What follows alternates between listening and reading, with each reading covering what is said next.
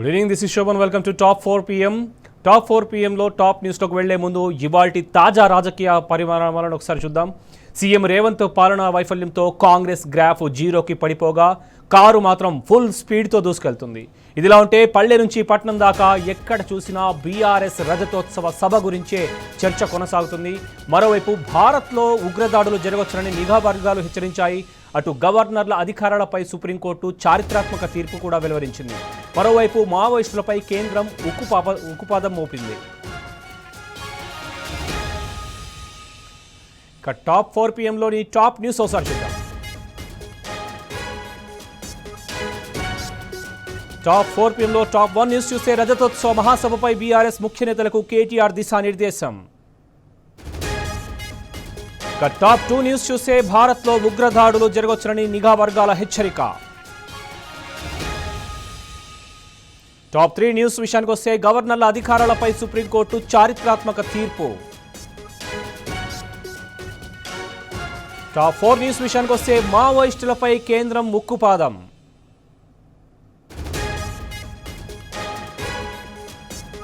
వాళ్ళ top 4 PMలోని top news మరోసారి చూస్తున్నాం.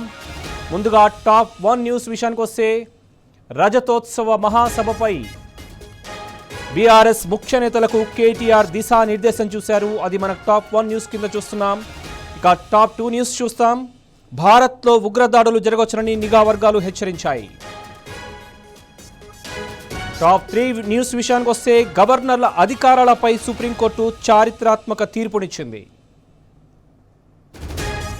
టాప్ 4 న్యూస్ చూద్దాం. మావోయిస్టులపై కేంద్రం ఉక్కుపాదం మోపింది.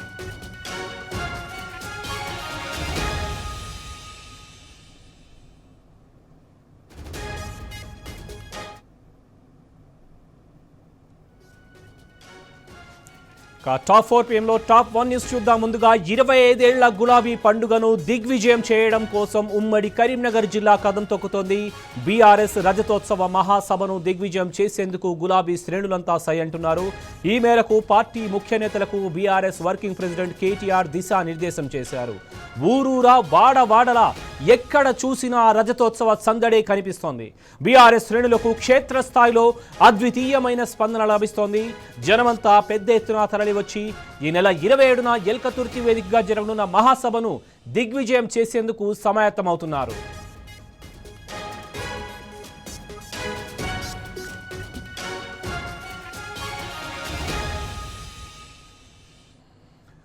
కరీంనగర్ జిల్లా గులాబీ శ్రేణులకు కేటీఆర్ దిశానిర్దేశం చేసిన నేపథ్యంలో మరిన్ని వివరాలు మా ప్రతినిధి వేణుగోపాలరావు అడిగి తెలుసుకుందాం. Venu, good evening. చెప్పండి, కేటీఆర్ ఏమని దిశానిర్దేశం చేయనున్నారు? ఎల్కతుర్తిలో జరగనున్న ఈ మహాసభను దిగ్విజయం చేసేందుకు బీఆర్ఎస్ శ్రేణులు ఏ విధంగా సన్నద్ధమవుతున్నారు? Good evening. అంటే ఈ నెల 20న అటు అంటే ఇది హన్మకొండ జిల్లా కిందకి వస్తుంది. అది ఎల్కతుర్తిలో భారీ బహిరంగ సభ. అంటే ఈ రైతోత్సవ సభ 25 సంవత్సరాల్లో అడుగు పెడుతున్నటువంటి టీఆర్ఎస్ పార్టీ కాస్త బీఆర్ఎస్ గా మారింది అనేటువంటి నేపథ్యం ఒకటైతే, మరోవైపు ఈ బీఆర్ఎస్ పార్టీకి సంబంధించి చూసుకుంటే కూడా ఉమ్మడి కరీంనగర్ జిల్లా వ్యాప్తంగా పెద్ద ఎత్తున బీఆర్ఎస్ శ్రేణులు వచ్చేందుకు కూడా సంసిద్ధమైతే అవుతున్నట్టు పరిస్థితి నేపథ్యం. ఇంకోవైపు చూసుకుంటే కూడా అంటే ముఖ్యంగా ఉమ్మడి కరీంనగర్ జిల్లా వ్యాప్తంగా అంటే ప్రతి వాళ్ళు కూడా ఏ విధంగా రావాలి, ఎట్లా రావాలి, ఎన్ని బస్సులు, ఎన్ని కార్లు, అంటే పార్కింగ్ సౌకర్యం కావచ్చు. మరి ఇంకోవైపు ఏంటంటే ఎండలు బాగా ఉన్న నేపథ్యంలో కూడా వచ్చిన ప్రతి కార్యకర్త కూడా ఎక్కడ ఇబ్బంది కలగకుండా వారికి కావాల్సినటువంటి ఏర్పాట్లు కావచ్చు ఇవన్నీ కూడా బీఆర్ఎస్ పార్టీ వర్కింగ్ ప్రెసిడెంట్ అంటే ప్రస్తుతం అయితే సమావేశం నిర్వహిస్తున్నటువంటి పరిస్థితి కనిపిస్తుంది. అంటే ఇటు మాజీ మంత్రులు కొప్పుల ఈశ్వర్, ఇటు గంగుల కమలాకరే కాదు, ఇటు ఉమ్మడి జిల్లాకు సంబంధించినటువంటి అధ్యక్షులు కూడా ఉన్నటువంటి పరిస్థితి. ఇటు విద్యాసాగర్ రావు, కోరకంటి చందర్, జీవి రామకృష్ణారావు, ఆగయ్యతో పాటుగా ఇటు ఎమ్మెల్సీ రమణ కూడా ఈ కార్యక్రమం పాల్గొన్నటువంటి పరిస్థితి. మరోవైపు ఇటు మాజీ ఎమ్మెల్యేలు రసమై బాలకిషన్, శంకర్ రవిశంకర్ తో పాటు మనోహర్ రెడ్డి, సతీష్ కుమార్ కూడా ఈ యొక్క సమావేశంలో పాల్గొన్నారు. ఎందుకంటే ముఖ్యంగా టీఆర్ఎస్ పార్టీకి సంబంధించి చూసుకుంటే మొదటి నుంచి కూడా తెలంగాణ రాష్ట్ర సమితి ఏర్పాటుకు ముందు కూడా సింహగర్జన సభ కూడా కరీంనగర్ జిల్లాలోనే మొదలు పెట్టినటువంటి వ్యక్తి ఎవరైనా కేసీఆర్ గారికి కరీంనగర్ జిల్లా అంటే అమితమైన ప్రేమ. తెలంగాణ రాష్ట్ర సాధన ఏకైక లక్ష్యంగా నాటి పోరాటంలో ఉద్యమ స్ఫూర్తినిచ్చినటువంటి జిల్లా ఏదైనా ఉందంటే ఉమ్మడి కరీంనగర్ జిల్లానే చెప్పాలి. ఇప్పుడు కూడా రైతోత్సవ సభ కూడా ఈ ఉమ్మడి కరీంనగర్ జిల్లా వ్యాప్తంగా ప్రతి గ్రామం నుంచి కూడా కదం కదం కలుతూ ఇప్పటికే పెద్ద ఎత్తున రైతోత్సవ సభను విజయవంతం చేసేందుకు ప్రజలు పువ్వులూపినటువంటి పరిస్థితి ఒకటైతే ప్రజలకు అనుగుణంగా వారికి కావాల్సినటువంటి ఏర్పాట్లు కూడా ఏ విధంగా చేయాలి, ఎక్కడెక్కడ ఎవరెవరికి ఎలాంటి సహాయ సహకారాలు అందించాలనేది కూడా చేస్తున్నటువంటి పరిస్థితి ఉంది శోభన్. ఇప్పటికే అంటే కరీంనగర్ ఉమ్మడి జిల్లా వ్యాప్తంగా చూసుకుంటే 400 ఆర్టీసీ బస్సులు బుక్ చేశారు, ఇంకోవైపు 200 ప్రైవేట్ బస్సులు కూడా బుక్ చేశారు శోభన్. ముఖ్యంగా అంటే కరీంనగర్ జిల్లాపై ప్రత్యేకమైన ప్రేమ కేసీఆర్ ఉంటుంది కనుక ఈ జిల్లా ప్రజలంతా కూడా ఈ యొక్క రజతోత్సవ సభను పెద్ద ఎత్తున విజయవంతం చేయాలని ఒక లక్ష్యం కనిపిస్తోంది. ఏదేమైనా కానీ మొత్తం మీద అయితే ఇప్పుడు ఉమ్మడి జిల్లాకు సంబంధించినటువంటి ముఖ్య నాయకులతో బీఆర్ఎస్ పార్టీ వర్కింగ్ ప్రెసిడెంట్ సమావేశమయ్యారు. రేపు 25 నిర్వహించే సభను ఘన విజయం సాధించాలి. దీనికి అందరూ కూడా సహాయ సహకరించాలి. ప్రజలు కూడా పెద్ద ఎత్తున వస్తారు కనుక అందరూ కూడా సహకుటుంబం ఉంది ఈ యొక్క విజయవంతం చేసే లక్ష్యంగా ముందుకెళ్లాలని చెప్తున్నట్టు నేపథ్యం అయితే మనకు కనిపిస్తుంది Shobhan. Right Venugopalarao, thank you. మొత్తంగా గులాబీ శ్రేణులకు బీఆర్ఎస్ వర్కింగ్ ప్రెసిడెంట్ కేటీఆర్ దిశానిర్దేశం చేశారు. బీఆర్ఎస్ మహాసభను విజయవంతం చేసేందుకు క్షేత్రస్థాయిలో సమయమవుతున్నాయి బీఆర్ఎస్ శ్రేణులు. ఇక టాప్ 2 న్యూస్ విషయానికి వద్దాం. భారత్లో ఉగ్రదాడులు జరగవచ్చునని హెచ్చరికలు ఇంటెలిజెన్స్ వర్గాలు హెచ్చరించాయి. అయితే ముంబై ఉగ్రదాడుల సూత్రధారి రాణాకు మద్దతుగా ఉగ్రముఖలు డ్రోన్ ఐఈడీలతో విరుచుకుపడే ప్రమాదం ఉందని పేర్కొన్నాయి. నదీ మార్గాల ద్వారా తీవ్రవాదులు దేశంలోకి చొరబడవచ్చునని హెచ్చరించాయి. దీంతో రైల్వే శాఖ, రాష్ట్రాల రోడ్డు రవాణా శాఖలు అలర్ట్ అయ్యాయి. నిఘా వర్గాల వార్నింగ్లతో రాష్ట్రాలు, కేంద్ర పాలిత ప్రాంతాలు కూడా అప్రమత్తమయ్యాయి. ఎయిర్పోర్ట్లు, రైల్వే స్టేషన్లు, బస్టాండ్లతో పాటు కీలక ప్రాంతాలు, బహిరంగ ప్రదేశాల్లో భద్రతను కట్టుదిట్టం చేశారు.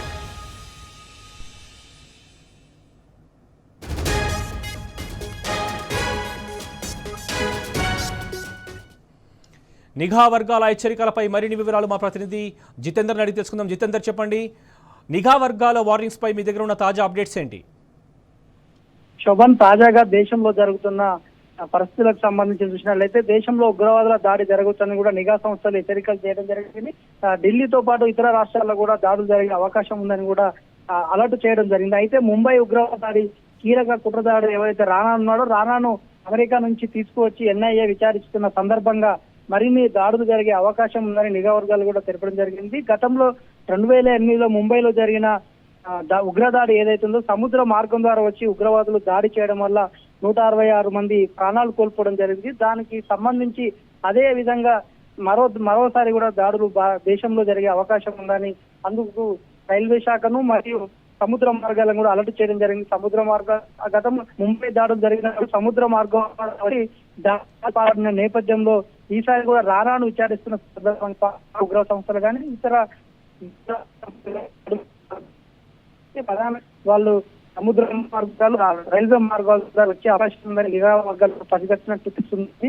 అందుకు సంబంధించిన అంశాలు ఏవైతున్నాయో ఎన్ఐఏ మరి ఇతర భద్రతా నిఘా వ్యవస్థలన్నీ కూడా సమీక్షలు జరిపి రాష్ట్రాలతో పాటు ఢిల్లీ కేంద్రంగా ఉగ్రదాడులు జరిగే అవకాశం ఉందని కూడా హెచ్చరికలు చేయడమే కాకుండా గతంలో జరిగిన దాడిని దృష్టిలో ఉంచుకొని సముద్ర మార్గాలు అలర్ట్ చేయడము, రైల్వే మార్గాలకు రైల్వే శాఖ కూడా నిఘా పెంచుకోమని కూడా ఆదేశాలు ఇవ్వడం జరిగింది. Shobhan. Right Jitender, thank you.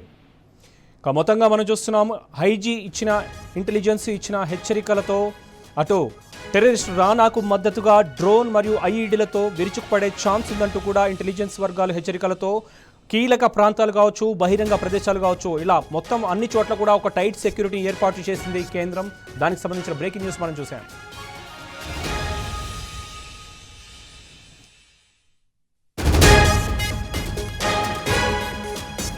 Top 4 PM top 3 news చూద్దాం. శాసనసభ తీర్మానించిన బిల్లులను గవర్నర్ తన ఇష్టానుసారం తొక్కిపెట్టడం కుదరదని సుప్రీంకోర్టు సంచలన తీర్పు చెప్పింది.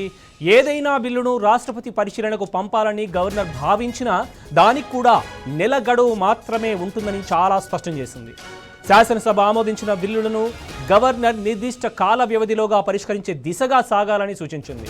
బిల్లులను శాసనసభ ఆమోదించిన తరువాత వాటికి ఆమోదముద్ర వేయడం తప్పించి గవర్నర్కు ప్రత్యామ్నాయం లేదని తేల్చి చెప్పింది.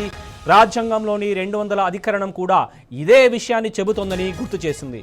ఈ మేరకు తమిళనాడు గవర్నర్ తీరుపై అత్యున్నత న్యాయస్థానం అసహనం వ్యక్తం చేసింది.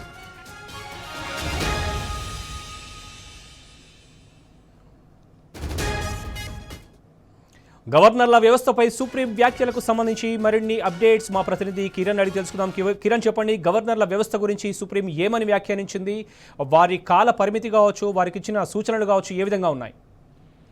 ఖచ్చితంగా, ఎందుకంటే ఇటీవల గవర్నర్ల తీరుపై రాష్ట్రాల వ్యాప్తంగా కూడా పెద్ద ఎత్తున నిరసనలు అయితే వ్యక్తం అవుతా ఉన్నాయి. రాష్ట్ర ప్రభుత్వాలు పంపినటువంటి బిల్లులు ఏవైతే ఉన్నాయో వాటిని ఆమోదించకుండా తొక్కిపట్టడం పైన సుప్రీంకోర్టు అసహనం వ్యక్తం చేసింది. తాజాగా తమిళనాడులో జరిగినటువంటి ఘటన నేపథ్యంలో పంపినటువంటి బిల్లులను అటు తమిళనాడుకు సంబంధించినటువంటి గవర్నర్ కూడా ఆపడం జరిగింది. అక్కడ ఉన్నటువంటి బిల్లులను కూడా తొక్కిపెట్టినటువంటి పరిస్థితులు కనబడ్డాయి. గతంలో తెలంగాణలో కూడా ఇదే పరిస్థితి కొనసాగింది. అటు రాష్ట్రపతి వద్ద కూడా ఉన్నటువంటి బిల్లులు ఏవైతే ఉన్నాయో వెళ్ళినటువంటి శాసనసభ ఆమోదించి పంపించినటువంటి బిల్లులు ఏవైతే ఉన్నాయో వాటిని ఖచ్చితంగా నిర్దిష్ట కాల పరిమితిలోనే వాటిని ఆమోదించి పంపించాలి, లేదంటే ప్రత్యామ్నాయం లేదంటూ కూడా సుప్రీంకోర్టు ఇప్పటికే అసహనం వ్యక్తం చేసింది. గతంలో తెలంగాణలో కూడా ఇదే పరిస్థితి కొనసాగింది. గతంలో ఉన్నటువంటి బీఆర్ఎస్ ప్రభుత్వం కూడా ఇదే తరహాలో కొన్ని బిల్లులను పంపించినటువంటి నేపథ్యంలో తొక్కిపెట్టి అటు పూర్తి స్థాయిలో రాష్ట్రపతికి పంపించి ఆత్యాసాధ్యాలు పరిశీలించాలంటూ కూడా చాలా కాలం పాటు దాదాపు 5-6 నెలల కాలం పాటు కూడా ఆపినటువంటి సందర్భాలు అయితే కనబడ్డాయి. తాజాగా తమిళనాడులో జరిగినటువంటి ఈ బిల్లులు ఏవైతే వాటిని కూడా ఆపడం పట్ల వాళ్ళు ఏదైతే తమిళనాడు ప్రభుత్వం సుప్రీంకోర్టును ఆశ్రయించింది. సుప్రీంకోర్టు కూడా తాజాగా గైడ్ లైన్స్ కూడా ఇచ్చినటువంటి నేపథ్యంలో పూర్తిగా ఖచ్చితంగా ఒకసారి గనక ఆపి అక్కడ దాంట్లో ఏమైనా న్యాయపరంగా చిక్కులు ఉంటే ఖచ్చితంగా మళ్ళీ శాసనసభకు పంపించిన తర్వాత శాసనసభ మరోసారి గనక ఆమోదించి పంపించినట్లయితే ఖచ్చితంగా గవర్నర్ ఖచ్చితంగా ఆమోదించాలి, లేదంటే రాజ్యాంగ ఉల్లంఘనకు పాల్పడుతున్నారు. 200 అధికరణ ప్రకారం శాసనసభకు సంబంధించినటువంటి చట్టం చేసేటువంటి నేపథ్యంలో గవర్నర్ కనుక బిల్లు వస్తే దాన్ని ఖచ్చితంగా ఆమోదించి చట్టం చేయాల్సిందంటూ కూడా సుప్రీంకోర్టు అసహనం వ్యక్తం చేసినటువంటి సందర్భాలు కనబడుతున్నాయి. ఇది ఇటీవల మరి రాబోయేటువంటి రోజుల్లో కూడా ఇదే పరిస్థితి కొనసాగేటువంటి అవకాశాలు అయితే కనబడుతున్న నేపథ్యంలో ఖచ్చితంగా రాష్ట్రపతి కావచ్చు, గవర్నర్ల వ్యవస్థ పైన కూడా చాలా వరకు ఈ అసహనం వ్యక్తం చేసినటువంటి సందర్భాలు అయితే కనిపిస్తున్నాయి. రాబోయేటువంటి రోజుల్లో దీనిపైన స్పష్టంగా గవర్నర్లకు సంబంధించినటువంటి అంశాల్లో చట్టం చేసే విధంగా శాసనసభ నుంచి వచ్చినటువంటి బిల్లులను ఆమోదించి పంపాల్సింది అంటూ కూడా ఎలాంటి ప్రత్యామ్నాయం లేదంటూ కూడా సుప్రీంకోర్టు ఇప్పటికీ అసహనం వ్యక్తం చేసినటువంటి పరిస్థితులు అయితే మనకు కనిపించాయి. Shobhan. Right Kiran, thank you. మొత్తంగా గవర్నర్లు పంపే బిల్లులపై రాష్ట్రపతి 3 నెలల్లోగా నిర్ణయం తీసుకోవాలని సూచించింది అత్యున్నత న్యాయస్థానం. ఈ నేపథ్యంలోనే తమిళనాడు గవర్నర్ తీరుపై ధర్మాసనం అసహనం కూడా వ్యక్తం చేసింది.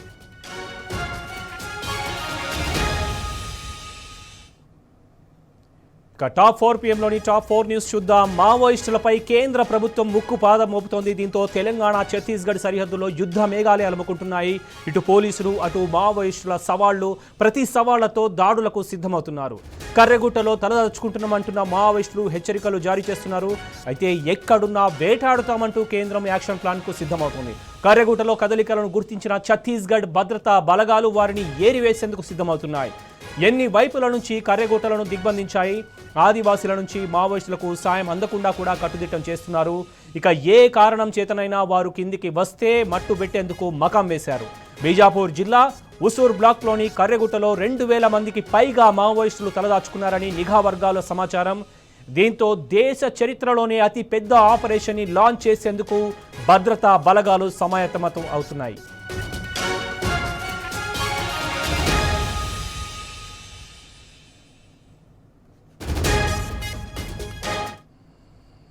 మావోయిస్టులపై కేంద్రం ముక్కుపాదం మోపుతున్న నేపథ్యంలో మరిన్ని వివరాలు మా ప్రతినిధి సాంబశివరావు నాడు తెలుసుకుందాం. సాంబశివరావు, చెప్పండి, దేశంలోనే తొలిసారి ఇంతమంది మావోలను ఒక మట్టు పెట్టేందుకు కూడా కేంద్రం చాలా మొండి వైఖరితో దిగుతోంది. ఈ నేపథ్యం కనిపిస్తోంది. దీనికి సంబంధించిన మీ దగ్గర ఉన్న తాజా అప్డేట్స్ ఏంటి?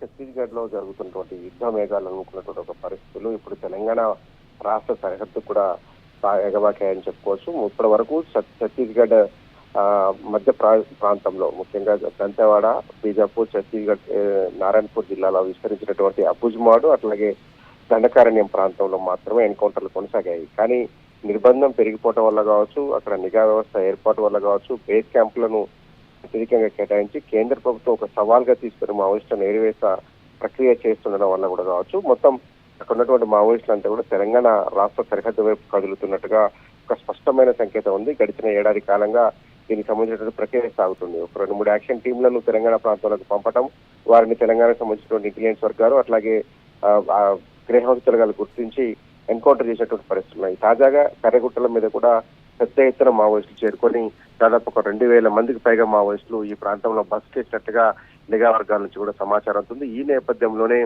అటు బీజాపూర్ జిల్లా నుంచి ఇటు తెలంగాణ రాష్ట్రంలో ఉన్నటువంటి ములుగు జిల్లా వాజేడు, వెంకటాపురం కావచ్చు, చర్ల, దుమ్ముగూడెం ప్రాంతాల నుంచి కావచ్చు, ఇటు తెలంగాణ నుంచి అటు ఛత్తీస్గఢ్ నుంచి ఏకపక్షంలో ఏకకాలంలో దాడి చేసేందుకు కేంద్ర ప్రభుత్వం ఒక స్కెచ్ వేసినట్టుగా కనపడుతుంది. నేరుగా కరెగుట్టల మీదకే భద్రతా బలగాలను పంపేందుకు సమాయత్తం అవుతుంది. అటు మావోయిస్టులు కూడా చాలా సీరియస్ గా ఈ యాక్షన్ తీసుకున్నారు.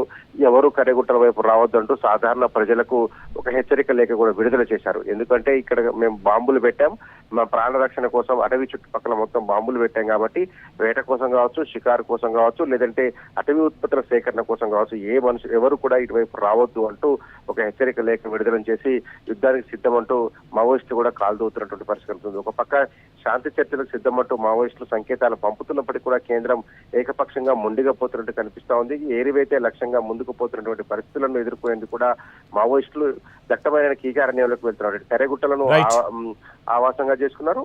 అటు బీజాపూర్ జిల్లాలో నేషనల్ పార్క్ ఏరియాను ఆవాసంగా చేసుకుని ఈ కేంద్ర బలగాలతో తలపడుతున్నారు. శోభన్. రైట్ సమా, థ్యాంక్ యూ. పోలీసులు మావోయిస్టుల సవాళ్లు ప్రతి సవాళ్లతో అటు తెలంగాణ ఇటు ఛత్తీస్గఢ్ రెండు రాష్ట్రాల సరిహద్దుల్లో కూడా యుద్ధ మేఘాలు కలుముకున్నాయి. ఎక్కడున్నా కానీ వేటాడుతామంటూ కేంద్ర ప్రభుత్వం ప్రతి సవాల్ విసిరిన నేపథ్యంలో మావోలందరిలో కూడా ఒక హై టెన్షన్ నెలకొందని చెప్పాలి.